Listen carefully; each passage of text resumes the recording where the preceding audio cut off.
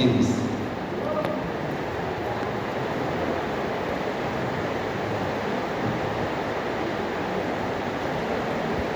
Genesis 1 verse 20 to 22.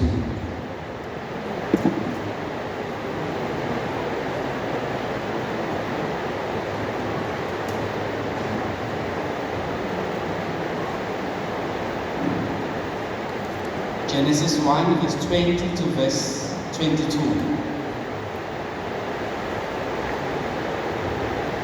Ngifunda kwi-New King James Version.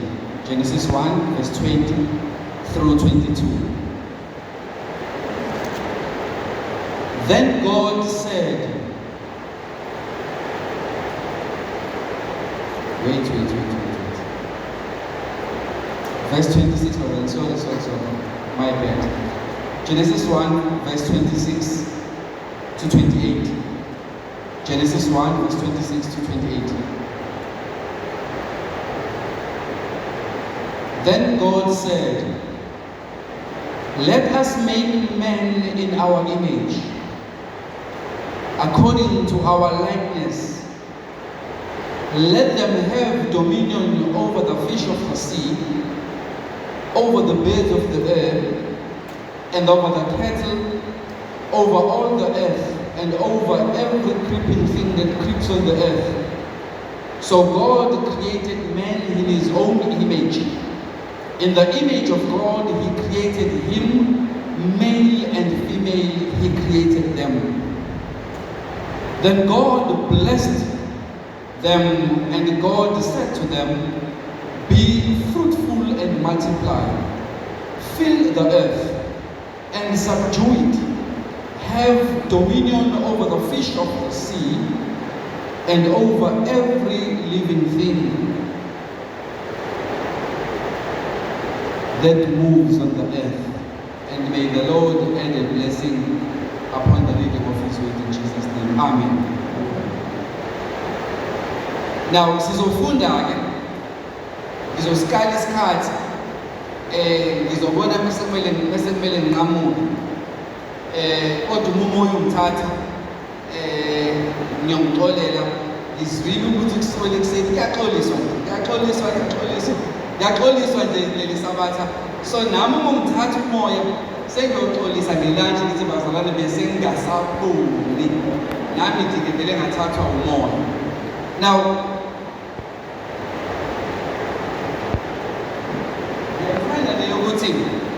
I'm no longer introducing myself. You now know. As a principle in my life, I throw questions from philosophy and I extract questions from philosophy, but I derive my answers from the Word of God. Now, there is this guy, Thomas Aquinas. Thomas Aquinas, une argument ayibekayo. Le argument ayibekayo, ile argument, he argues for the existence of God. It's Thomas Aquinas' 5 ways. I've introduced it to you. Thomas Aquinas' 5 ways. Ukhuluma ngezinto eziwu-5. In his argument, he's arguing for the existence. Today, asikhulumi nge-existence, but isikhuluma about the purpose derived from the existence. Now, uthi singene eklasini-ke manje. Uthi number 1, his first argument, everything that is moving has something that moves it. Everything that is moved, there must be a cause that moves it. Zonke izinto are in motion, zonke izinto are in progress. zonke izinto ziyahamba, zonke izinto ziyenzeka. Njengoba ngilana ngiyakhuluma, there's an action and you are listening, but for me to be here there is a cause, and the cause is the invitation. It is the invitation that caused me to be here, and behind the invitation there is a cause, and there are causes. So for every action you're going on, there is a cause behind it. And his argument is, his first argument is that while everything is in motion, while everything is moving, while yonke into ihambe inyakaza, uma ungahlehla you will discover there is a cause, there is a cause, there is a cause, there is a cause, and right at the back initially there is the primary cause, the one that moves without being moved. There is the prime mover that causes everything to move, but yona, it does not move. So umusuhlekile nazo zonke izinto ezenzakalayo uzofika ekugcineni kuleyo yokuqala okuyiyona that causes everything to move. Now, applying that theory bayayisebenzisa abahlakaniphile when they speak of cause and effect, ukuthi kuyinto eyenzakalayo there is also an effect. Sidawonye bantu.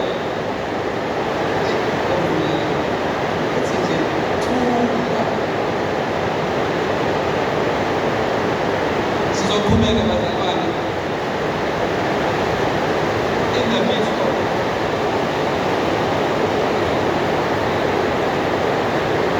sizozwana bantu. Are you 100? Okay, let's continue. Now, let us see later again. Yonke into enyakazayo iyanyakaziswa, kodwa ikhona le enyakazisa zonke inganyakazi yona, and le noma le enyakazisa zonke uNkulunkulu. That is his argument. He says God is the prime mover, is the initial mover. He causes all things to move without him being moved down. Now, but it's later. Yonke into ekhona even transition from potential to actual. Yonke into ekhona even transition from potential to actual. Yonke. In other words, seated where you are in transition from potential to actual. Now, ngizoyihlakaza ngehle kancane.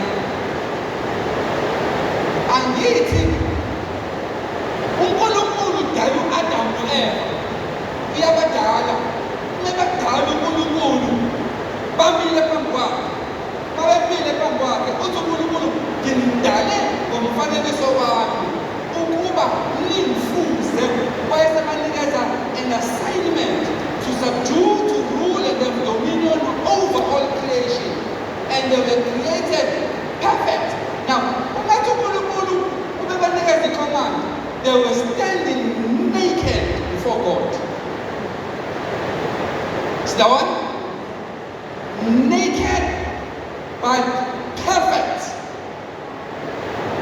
Perfect in potential to transition to actual. uNkulunkulu bebadala, uyabayeka. Mebayeka uNkulunkulu, uthi uNkulunkulu back now umhlaba nginikeza wona owenu, philani kuwo. Now, uma uAdam noEva ebashiya uNkulunkulu engadini, akashongo uNkulunkulu ukuthi hey madoda, nizongalabo otshanini nomphela, nizomela nakhe imbhede. Akashongo uNkulunkulu ukuthi ngeke nalokho nihlala phezu kweyindlovu. You will have at some point build chairs, make sofas. You will have to do these things. uNkulunkulu akakushongo lokho. Wabadala, wabayeka, wayesebashiya, wayesethi-ke nanku umhlaba, explore it, discover, and I have infused rules empty. Now nanti ngifuna sizwe kahle lento. That is an insult to God. This is where amaKrestu understand Genesis 1. No science. But also science, we've discovered that there's cause and effect. Because there's cause and effect, we need to discover what causes what and what affects what. And they study that, whether it be social science, whether it be actual science, young science. They are applying that to make discoveries eminent. Ever said to Christ,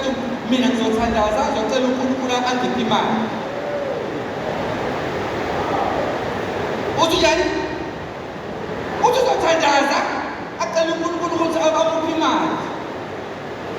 Uzothandaza aqala uNkulunkulu ukuthi amuphi imoto. Uzothandaza aqala uNkulunkulu uthi uNkulunkulu have put rules, cause and effect.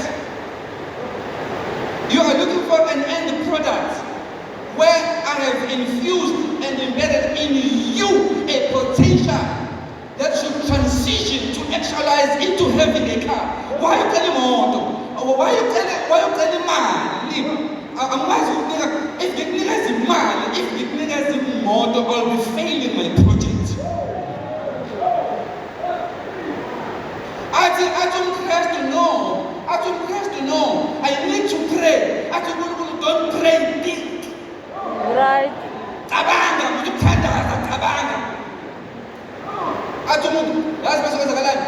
Ebese ayaqabana amaKrestu nesociety. Yazi uthini omunye ngiyathandaza uthi uNkulunkulu angisize. Uthi nomunye yini ungazama. Athi no ngiyathandaza. Ngiyabona ukuzama bathi ngiyathandaza. But there are causes and effects. What have you applied in the rule of cause and effect to achieve lento oyifunayo? Athi yena ngiyathandaza. Yazi bese kwenzakalani? Ebese athi lo ofunda science athi you are delusional. Athi lo munye no. Athi lo munye you are delusional. Lo munye unegama for delusion. Uthi fake. Umethi lo munye you are highly delusional. Athi lo munye nje if iyami nkulu. Now, why? I guess unpack lento kancane. Why uNkulunkulu efake ama-laws kwindalo yakhe? Mewafaka ama-laws kwindawo yakhe. Amanye ama-laws uyawahlonipha, amanye ama-laws uyawathandazela. I-law of gravity uyayihlonipha. Yingakho mekuphume building uJohn obuyazi ophalaza. You respect that law because that is a cause and effect. Uyayihlonipha leyo law of gravity uyayihlonipha. But for some strange reason awuyihloniphi the laws of economics. When it comes to economics, suddenly uyathandaza.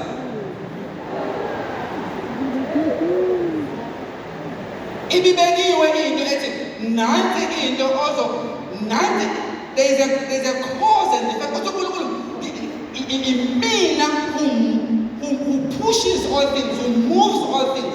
Now yonke into ehambayo ebese ithi into wena njengoba umove wayini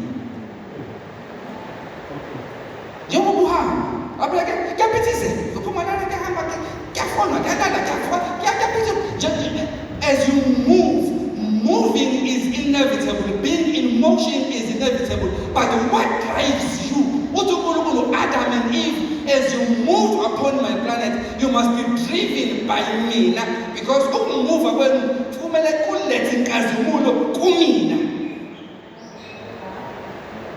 that is his argument.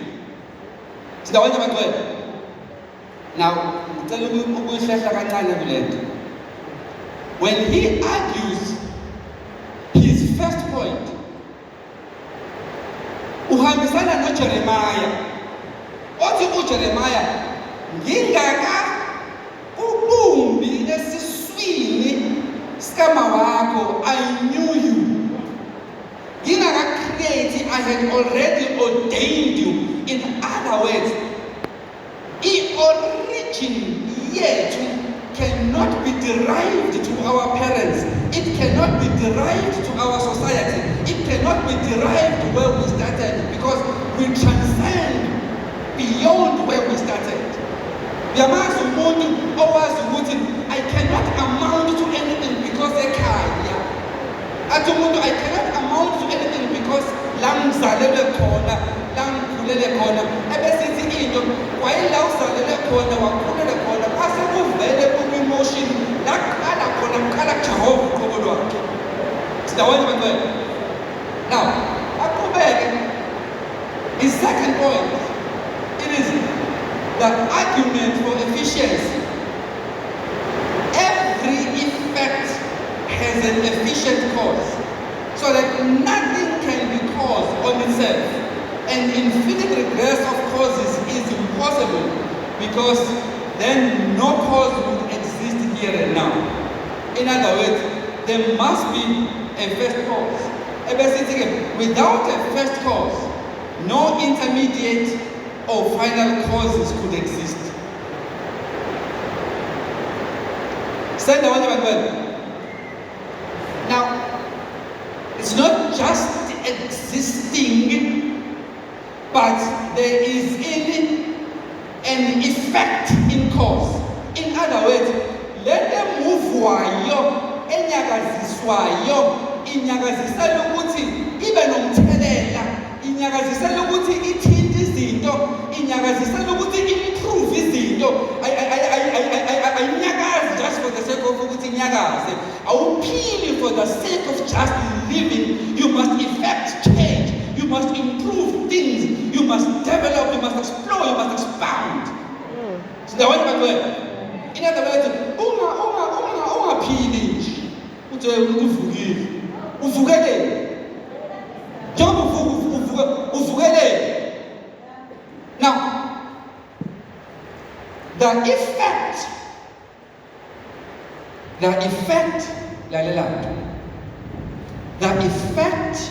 may be back to the prime mover. In other words, you can't be effecting change that is misaligned with God as the prime mover. Okay. Awukwazi uku-influence abantu negatively when you were initially moved and influenced to make effect of positive things. Awukwazi ukuthi kwisekhi kufike wena, mase kufike wena, suddenly people are demotivated. Why people are demotivated? I-presence yakho. Kanti yini le muvayo usukaphi wena lekwenza ukuthi ufika kubantu bese babe demotivated? Yini le osuka kuyona ekwenza ukuthi ufika kubantu kuba influenced negatively? Makhona wena kuyaqala kuyahetshwana, makhona wena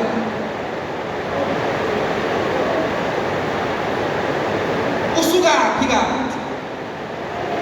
Sidawonye bantwana, namhlanje as we speak of a reflection.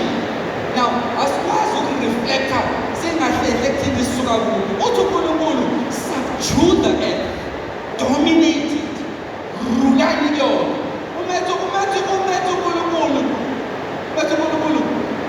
Busani izinhlanzi esolwayo, athi busani inyoni zezulu, athi busani iy'lwane zasendle. Wayengathi uNkulunkulu i-assignment isey'lwaneni. No. Wayethi uNkulunkulu subdue the earth, the seas and the skies. Subdue these three territories. Subdue, like, of fish, basukuthi kuyabhukudwa, bayaphila olwandle. Discover more olwandle. Do you follow that one? I always make this example. I-technology esisebenzisayo, ama-phones, ama-colors, ama-phones. Angithi niyazi ukuthi athathwa anazi bazala. Oh ma. Uyakubona ey'tolo ey'tolo ezidayisa ama-TV. Uyakubona ukuthi hlezi kukhona ama-image amuvayo. If unotice ey'ntolo zama-TV, ama-images asuke emuva, ama-images asolwandle. Kuhamba ofishi, uma ubheka ama-TV adeswayo, suke kuhamba ofishi. Ukuveza the highest technology in discovering colors, because ama-colors are complex, asekujuleni kolwandle. As human beings, we are trying to keep up with olwandle, and so far we are far behind. Umathi uNkulunkulu subdue the seas. Umathi uNkulunkulu content ifake laphayana that you must discover. Kuze kufike la nithi khona ulwandle sili-explorile, sihambile nosarwazi. Sidawona bantu.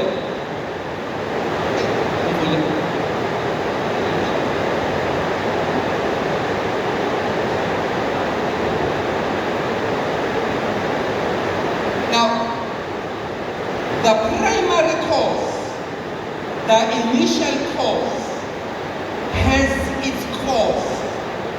Awukho lana emhlabeni ngenxa yabazali bakho. Awukho ngenxa yabazali bakho. So awukwazi ukuthi uphila kwakho umlimithe ekuthenini uqhamuka kubaphi abazali. Ngoba abazali were just a conduit, they were just a channel. Into ngawe iyaqala wayibona bengakaqali. Indawo okhulele kuyona akuyona indawo oqale kuyona. Indawo oqale kuyona is not as corrupt as where you grew up. Indawo oqale kuyona uqale endaweni engcwele when you were conceived in God's mind, before you were conceived in your parents' womb. Now, uthi uNkulunkulu ke as the prime mover, ukumuva kwakhe emhlabeni should reflect the prime mover.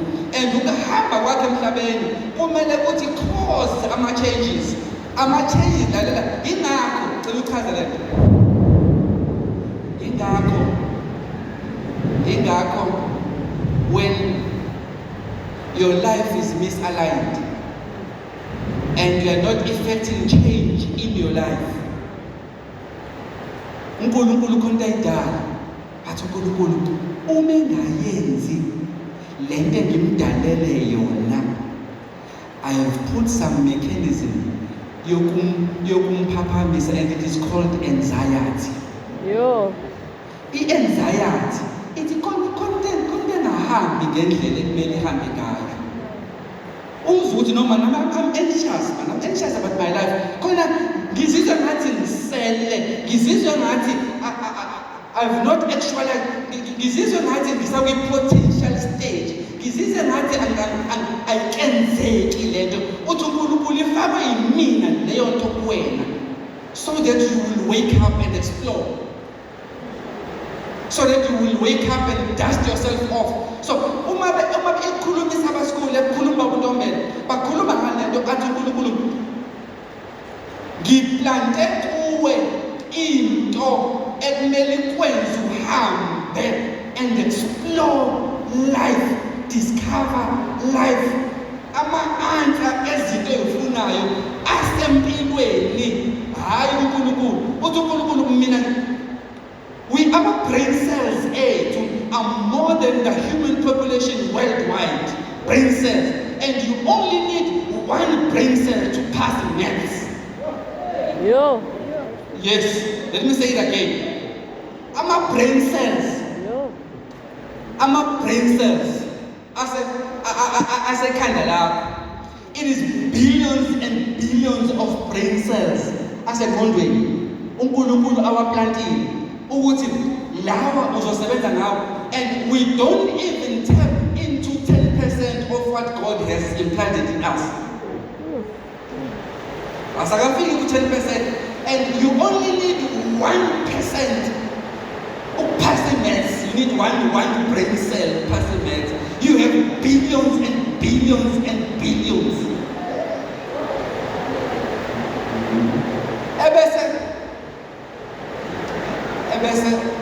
Ebese umuntu abe impilo yakhe ixoveke nje ngumuntu oyedwa. Hey Nkosi yami. akasakwazi kwakulala impilo iqhova umuntu oyedwa nje konke lishilo yavele iqhova impilo umuntu abe senkingeni ngomuntu oyedwa empilweni ayizwe impilo uthi impilo isiyimila ngomuntu oyedwa uthi athi uNkulunkulu unama-brain cells angaphezu kwe-population yomhlaba wonke. That means even if the whole world was against you, you can still thrive and survive and succeed. Yo. Hi. Now,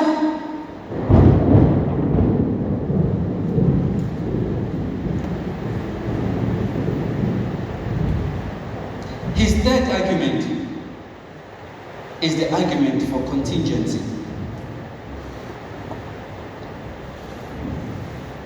His third argument is the argument for contingency. That the world exists contingently. Amanye amazwi, zonke izinto ziyafika, zonke izinto ziyadlula, zonke izinto ziyaqala, zonke izinto ziyaphela. Yonke into eqalayo iyaphela. Because we are contingent beings. Siyazalwa, siyakhula, siyagugeka manje, jigi, sesiyahamba futhi siyalala. We are contingent beings. Ebesithi into ke, the third argument, the argument of contingency, ithi, as contingent beings, we are being constructed with a non-contingent being, the one whose existence cannot be derived from anywhere, and that is a necessary being. Hey, so there is a necessary being, ne? Let's put on the fasting.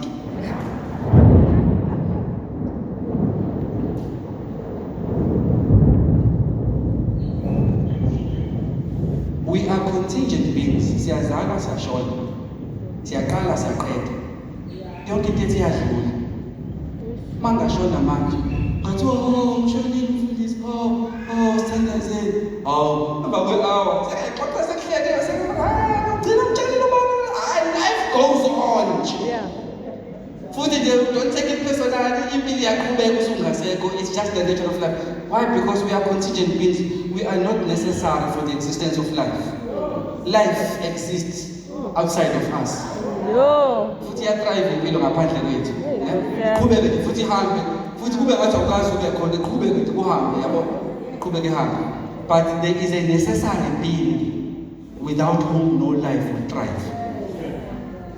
And that is God. Now, let us relate a contingent being attached to God. Ithi-ke into angithi uma kusummarize impilo kaDavid, uthi uPaul uma summarize impilo kaDavid athi, and David served God in his lifetime and he slept. Yalela, ngazalwa ngesikhathi esiright. And when they're writing, and the generation I must influence is this one before me.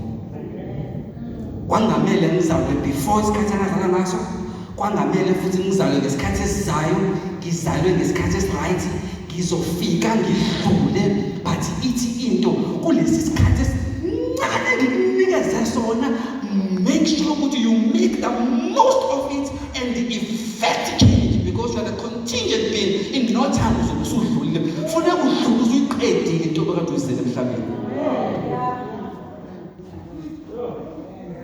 Lalela, don't drift along empilweni. Ukhona nje kuyangaba la ukhona nje kuyobalena futhi nawo ukhona nje. Lalela, you don't have all the time. Lesikhathi esincane kulesikhathi esincane onaso. Dominate life. Yeah. Explore life. Phila, ngoba,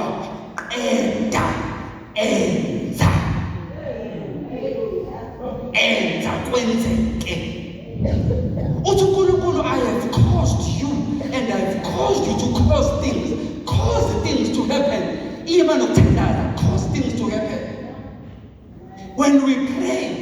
are praying for wisdom and discernment to align so that we may cause things to happen. It will be an insight. uNkulunkulu mangabe ngikhathile ngithi ngicela ungiphe imali.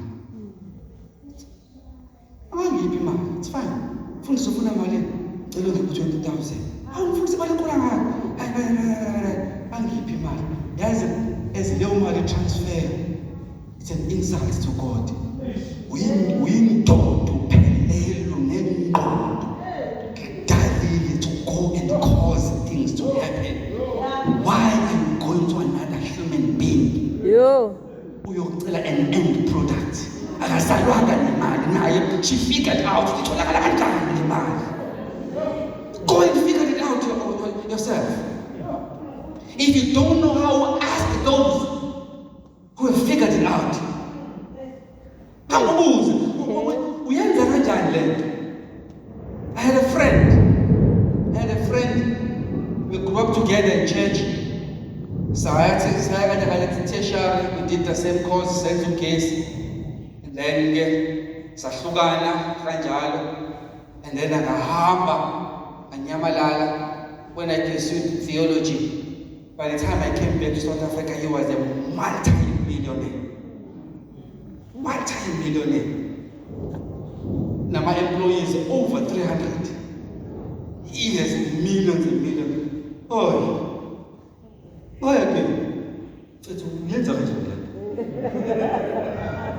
It's that simple. Ask. If you don't know, ask. This is a friend. This is a friend.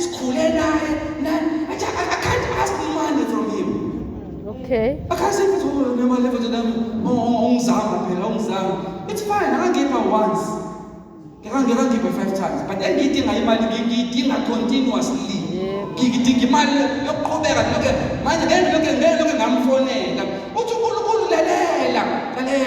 As a contingent thing, now the sky is done. But cause things to happen, and if you don't know how, ask. There's nothing wrong in saying I sharp blessed by me. Sharp blessed man. It's fine. Admit. And guess what? But don't worry, my friend. I'll take it. Okay. I booze. Yeah. Booze. And then? Booze. Wenza kanjani? Uyambona umuntu ongazi ukuthi uyenze. How booze yenziwa kanjani leyo?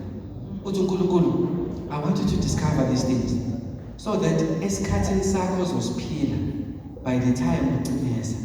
I will tell you the ebuhlungu ngikhulumela phansi ngithanda lezi. Kunento ebuhlungu eyenzakala manje. Ne? Those who came before us were able to build things that we can't even maintain. Abazali bethu manje ibona abathenga imizi sihlala emzini yabo esihlulela ngisho ukuyimaintaina, let alone acquiring our own. And if you consider babeqhamukaphi bona, they were not as advantaged as we are. It's a shame. Funeke umzali wakho akha u3 bedroom, wena umbize ku10 bedroom house. Ukuthi baba uzani uzobona isisiphilo uJehova angipha amandla ukuthi ngisakhe. Lento yeingane kulala abazali zisala ingane zibanga umuzi wabazali hlazo. It's a shame.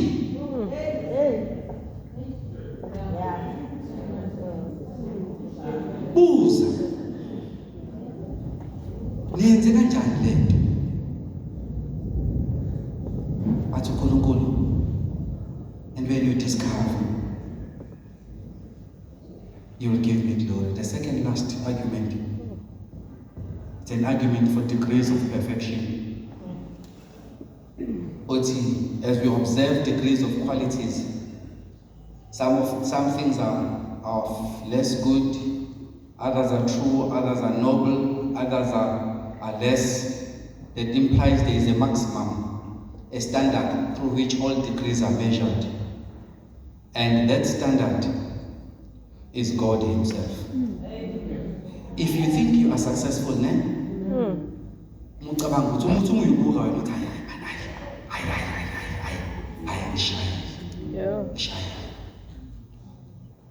umubungabuza uNkulunkulu engathi uNkulunkulu kwengikufake kuwena kwengikufake kuwena you are only 9%. Uno 91 that we have not yet explored, not yet discovered.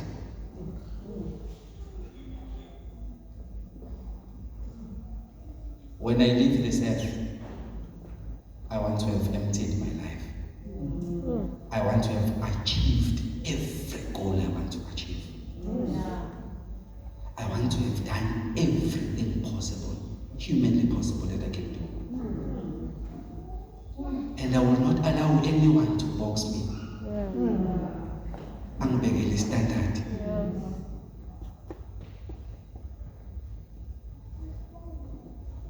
It's in last week. The test. The psalmist said, I was young, but now I'm old. I'm also saying, but I was young, but now I'm old. I have never seen the righteous forsaken, nor his children begging for bread. Why do you want to be the first one?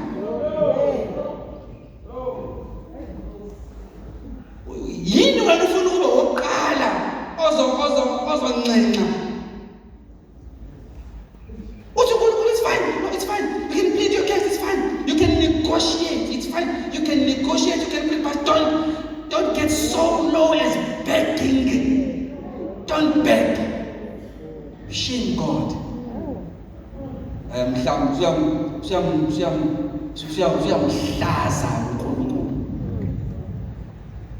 to our young daughters, you issue the letter unapologetically. Bosi sibethu, ngane zethu, cela nizwe lento. Men don't owe you anything. Amen. Amen. I know they don't. Yeah. He created them, male and female, in His own image.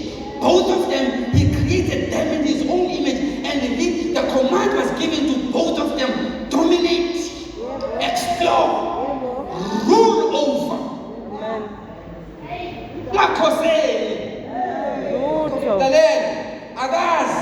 Agazi, sihlanganiswe uthando. Sakho umndeni. Amen. Ukuphila kwami akulele kuwena. I can do it on my own. I can buy my own car. I can buy my own house. I can buy my own clothing. Sihlanganiswe uthando. Lento yokuthi makungenzeki ebese kunento ekhona manje. Kunento ekhona. Le philosophy lena ngicela ukunitshela ayiqhamuki kuNkulunkulu. Ayiqhamuki kuNkulunkulu. Lento ethi nje yabona nje uxakekile ukuthi yaba mangase ngithola indoda.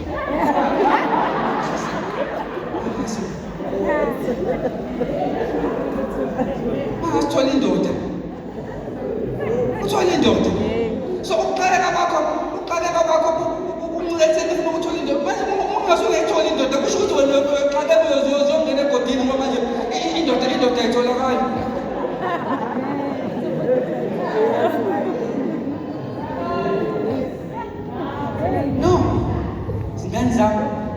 Sifundeleni, si-exploreleni, si-discovereni, senzeleni imali yenu, futhi beningi.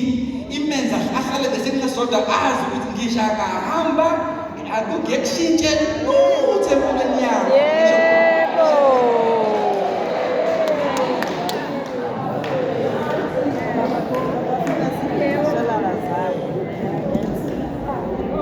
Yes. Ephesians 5. As a sign of loving someone, you shower them with gifts. You take care of them. You sacrifice for them. Now, it's an expression of love.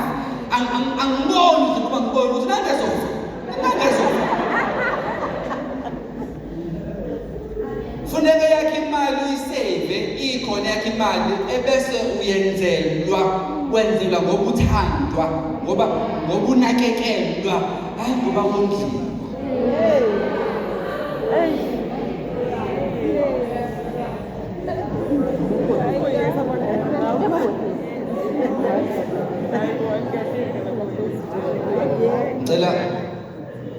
There are degrees of perfection.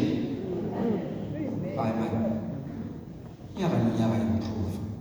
Yebo, Nkosi yami. Yazi ezinhlezi laphayana eculo asimbongo. It's mina, I know this child. Ecula. Yamazi ecula.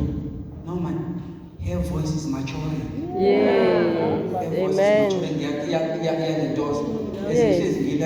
No, I know this voice. I sound. Yeah. You must improve, man. Amen. Funeka mase bona emva konyaka emva ka 2 years. Oh, hey. Even uqhamuka. Yeah. Bona ngathi hayi no hayi. Right. Konke yenzakalile. Konke lento yenzakalile. Ngamase sikwazi ukuyichaza but iyabonakala, ne? Amen. Kuna leya glow. Kuna leya ncane yabo. All right. Mhlasimbe noma ngasiwa amagama amahle ushiwe epulpit. Bathi nje umuntu usiyasho ngoba phela umuntu yabo. Ngizongixolela amen. Ungaphashi.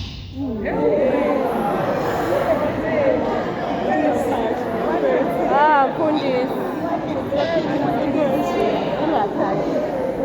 Yeah. Hayi kunezinto kumele ukholoze kusona. Yeah. Awumdala. Yazi inkinga yami yazi ngasilana. To tell you the truth. Inkinga yami umdala. Yeah. Umdala. Yabona mangibhekene nenkinga. Inkuti. Ebese ithi into find a solution. Find a solution. There is a solution. Your duty is to find it. This is not the end of the world. You are in trouble, you are not the only one. Everyone else is. Just find a solution. And I've embraced that attitude and that philosophy. But no man, and if you can't ask, call umuntu yaziyo lento. Ayikho ijelo eqala nje wena ukuthi nje wena uyipart find. Cha, sebehambile leyo jelo baze ba excel kwena sebeze ba retire sebeyabuka. Ask. Sidawo emanqeni. Awukwazi emva kwama-presentations amangaka.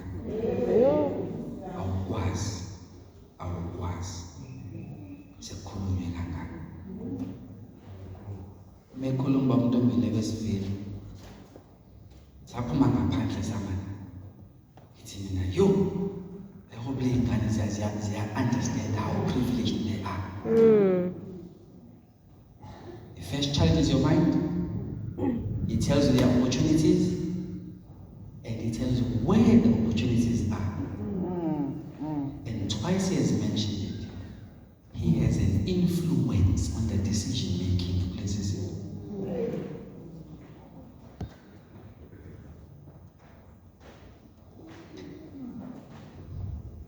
Nancy said, his last argument is a teleological argument. The reason for purpose. We are created by an intelligent being. Zonke izinto on the teleological argument. Isihlalo sidiza ukuthi sihlale kusona. Imoto eyokuthi si-transport. Zonke lezi zinto. Have you ever wondered why you are here? Why now? Why are you again, what is the intelligence behind creating you? What is the purpose behind bringing you on earth? And why in this particular time? Have you reached?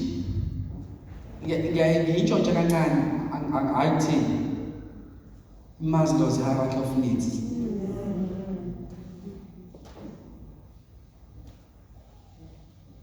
If you are still struggling with the basics, basic human needs, you figure in the actualization.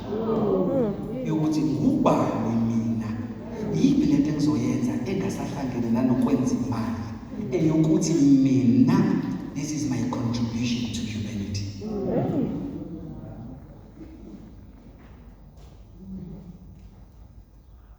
You were created by intelligent being. I created them in my own image. Abangfuze. Rule, dominate, explore, discover, achieve things. Yazi kunabantu before ngithandazele ingane zami. Kunabantu they are just exploring, discovering, achieving. Bazoshawa isikhathi kuphela. So because we are contingent beings, we could not achieve more. Staying this card. But if we let us extend this card, we will still going to achieve far more than. Ebese kuba khona abanye senesithatha esikhathini. Wayisona lesesikhona sibindile silawo bayohlaleleka ngokwenu bahlalela beyitolo baxoxeleke baqhabela namanga babemzana bathi simxakile lesi sikhathi esincane aphiwe sona. And then uNkulunkulu besebuza athi uNkulunkulu, if she can't manage 80 years wempilo, 90 years wempilo, 100 years wempilo, why should I give her eternity? Even at 35, you say,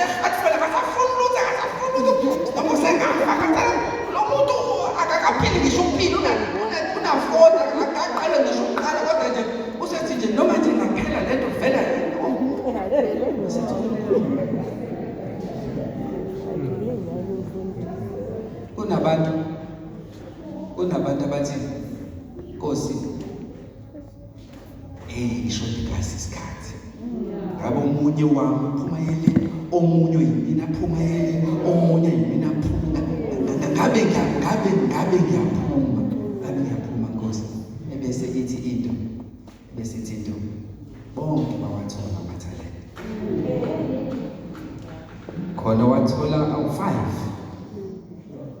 khona wathola 2, khona wathola 1, but khona lo consent ngayo, khona lo gqibayo, khona lo fihlayo, khona lo cashayo, khona lo khulinayo. Owazi ukuthi uNkulunkulu is unfair. You are so unfair. Uzuna nezwi lokusho unfair. When uNkulunkulu you are so unfair. Asho. There is a guy who was my classmate. 2 guys, in fact. Very interesting fellows. They were underachievers. That means they were below average, man. Yeah. They were the A students. They were or A minus, B, C, the borderline. The ones who are just below. And these 2 guys were just below the borderline. Just below the borderline. And the reason why I'm mentioning them before I pray, it is because Lomunyo Yedo, he is a specialist doctor. Yeah, in charge, and not just a doctor, he's a specialist. And I know for certain, he was far behind and he was struggling. But there was one thing about him. He was so so disciplined. Akumele yenze into uzoyenza homework uyibhala. Akumele imhluli uzohamba yabuze yenziwa kanjani ibhala. He was so disciplined. Now, kwesikhathi esiningi sasidlala ngaso, yena wesuke trying to catch up with the class. Awuyakujova namhlanje. Bhalela prescription namhlanje. Akunikeze. Nisithabathaba overlook intasela etheni. The other one is Joburg. Ngiyalithanda igama uNtombela libekile. He's not an entrepreneur, he's not an entrepreneur. Yeah. He's a serial entrepreneur, a multi-millionaire. He has construction companies, he has a plant, he hires a machine. Yeah. And he too was below average. And now there was something distinct now. He was my roommate. Safika at boarding school. So disciplined. So disciplined. So disciplined. I'm telling you now. Discipline. Discipline.